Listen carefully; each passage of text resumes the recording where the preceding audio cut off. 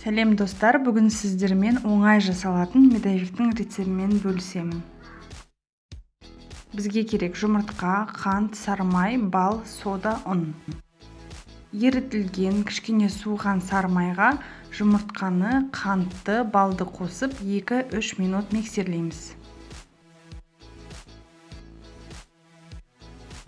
Електен өткізілген ұн мен соданы қосып 2-3 бөлікке бөліп, біркелкі болғанша миксерлейміз.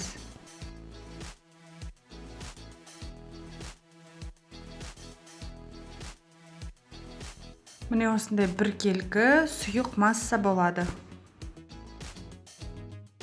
Торттың формасына жасасақ та болады. Домалақ етіп 22 мен 24 см диаметрде 4-5 корж бөліп пісірсек болады.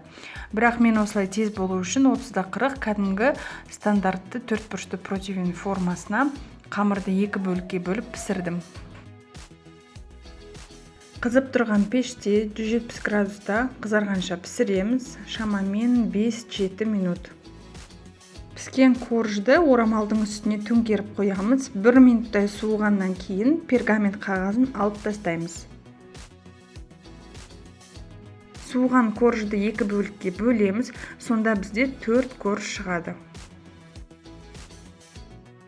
Кремге сары май, қаймақ, сгущенка керек. Жұмсақ сары май, қаймақ, сгущенканы бір ыдысқа салып, біркелкі болғанша миксерлейміз.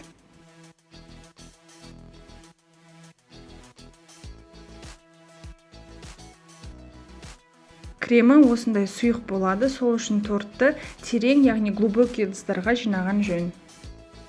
Тортты жинаймыз, коржды салып, нығыздап, корждың үстіне крем жағамыз, әр слойды үстіп кезек-кезек жағып шығамыз.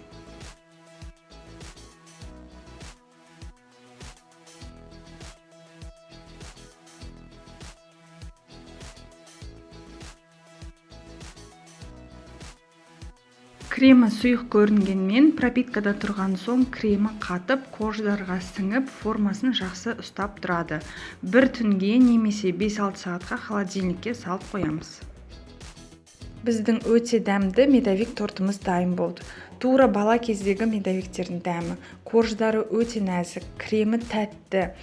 Оңай әрі тез жасалады. Көрдіңіздер ме? Крем корждарға сіңіп, пропитация етіп, формасын жақсы ұстап тұр.